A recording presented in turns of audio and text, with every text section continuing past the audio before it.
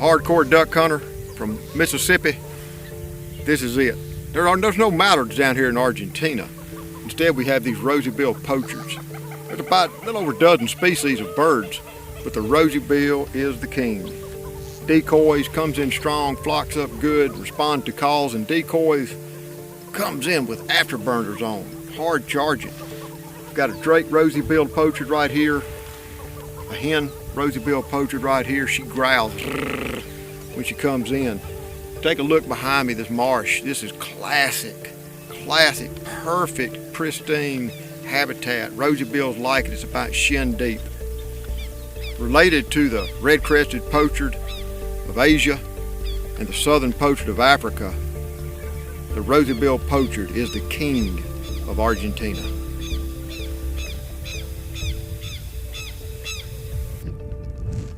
I tell you, one of the sexiest ducks in all of Argentina, maybe all of the world to me, is a white-cheeked pintail.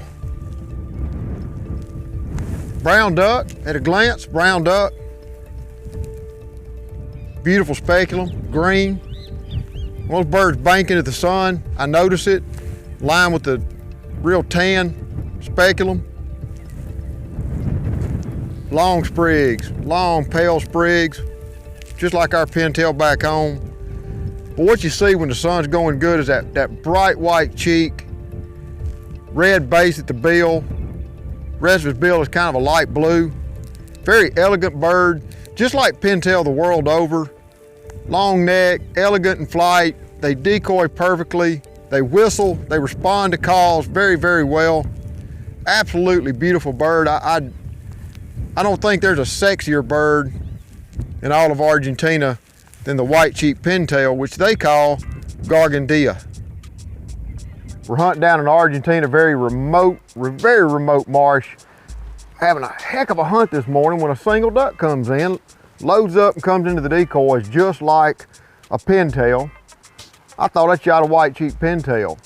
Well, I shot a white-cheeked pintail and rosy-billed hybrid. The first thing I noticed when I went to pick the duck up was his bill. It's a little bit broader than a pintail bill. It's got that distinct rosy-bill knob. It's a mature drake, an adult drake. It's got the colorations of a rosy-bill and a white-cheeked pintail. It's got the feet. White-cheeked pintail are normally black or dark gray. This one is obviously a diver foot, a rosy-bill foot, but the rest of this bird is spectacularly white-cheeked pintail. The white throat, the white cheeks, the beautiful wings, the speculum. But I did notice it is faint, just like the rosy-bill has the white out here on the distal end of his primaries. This one's very faint, a little bit lighter than a normal pintail. Beautiful, beautiful bird. Rosy-billed and white-cheeked pintail hybrid. You never know what's gonna come through the decoys next. Down here in Argentina, this morning we shot some red shovelers, one of the 4 shoveler species of the world. And like shovelers the world over, they've got a very similar wing. The wings look almost identical. They've got the green speculum, the blue uppers separated by the white stripe. Very, very similar. Of course, they got the big old boot lips. The drakes have bright orange feet, but otherwise, it's a red duck. Red with black spots, beautiful light head. The red shovelers have a white eye. Very, very striking. Very striking bird. Red shovelers. The locals call them cucheta. Cucheta. Of course, my local guide calls them Ramzilla. Ramzilla de Rojo, red shoveler. One of the most common species in Argentina is the yellow-billed pintail. They're ubiquitous through all the habitats. Real bread and butter type duck. But they do favor shallow water. This year the marsh is very deep and there's not quite as many. We got a lot more rosy bills this year than normal. But it's the yellow-billed pintail. The Spanish word, the Argentine word is manchero, which means corn duck. He's named after that bright yellow bill, corn duck. Long sprig, they whistle just like ours. Very, very elegant decoyer. Otherwise, a fairly brown duck. This is a nice adult drake, gray upper wings, buffs on both sides of a dark green speculum. One of my favorite ducks. One of the most interesting species we encounter down here in Argentina hunting is called the black-headed duck, for obvious reasons. He's actually grouped taxonomically with the stiff-tailed duck, the ruddy ducks. I really don't see much similarity. The most identifying factor when he's flying is relative to his size. He's very long and he's very, very fast. They're like little rockets of the marsh. Speaking of which, that's where I find them in greatest abundance, is in big open water marshes with a lot of submergent vegetation. Very, very fast flying bird. I guess he's got a little vermiculation on the back, but it was just a very subtle brown drab bird. The only very colorful markings, and on bright days you can see it. The males have the black head. They have a blue and black bill with red at the base, and the closer to breeding season it gets, the brighter red that red base becomes. It's called a black-headed duck. Very interesting. Hey, we're down here in Argentina. I want to show you 3 real common species that we hunt down here. It's the whistling ducks. There's 3 indigenous species. The first is the white-faced whistler. Very distinct in flight. They make a loud peeping noise. Boys down here use shotgun shell whistles to call in all these whistling ducks. One thing you notice about the whistling ducks is they're flying very early, very late. Their feet trail behind them. The white-faced whistler has just these bright blue-gray feet, legs, very distinct markings. See where he gets his name, white-faced. Red uppers, very colorful, very, very colorful back. Black belly. This bird is also found in South Africa. The exact same race and subspecies, there's no geographic distinction, but he's very common throughout all of Argentina. Another whistling duck we see down here is the fulvous whistler, which is also found in North America. I think he's one of the hardest North American species to knock off the list of 60. Very, very common down here. CDD, Colorado, they call them. And boy, do they decoy. They decoy so great down in this marsh. Early in the morning, we get them in. Again, very distinctive. Blue-gray legs that trail him when he's decoying. The way they waffle. These birds actually flock. You know, a lot of the species you see down here are in very small family groups. Rosy-billed will bunch up considerably later in the winter, but these really are flocked up great.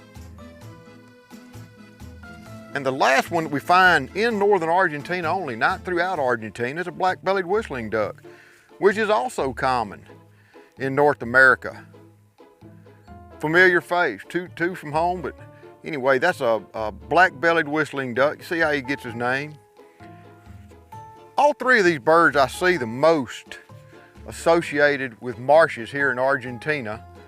They're very common species and very good to eat, and we have a great time hunting them. Well, I tell you, one of the biggest prizes down here in Argentina is this little silver teal. Just spectacularly beautiful little bird, silver teal. Look, he gets his name with the vermiculation on his back, just heavy, heavy silver vermiculation. But I think the wings are absolutely gorgeous with the blue-green speculum, the slate gray upper, the whiter secondary border. Spectacular. And this little beak right here, got the black cap, the blue and yellow bill. Spectacular bird, just beautiful. They like marsh. They like rank marsh, heavy vegetation, shallow stagnant water. Interestingly enough, this bird is taxonomically classified in the shoveler family, same genus as the shoveler family. Silver teal. For such a common species as the speckled teal, they're found practically everywhere in Argentina. It really is one of my favorite birds. You find them everywhere. They like shallow habitats. They've got a high-pitched trill. They come in readily to the decoys. That bright yellow bill. The male and females look a lot alike. This drake is just a tad bigger than the female. The only real color is a couple of the secondaries have this bright green stripe, and it's amazing how in the sunshine, that'll really catch your eye.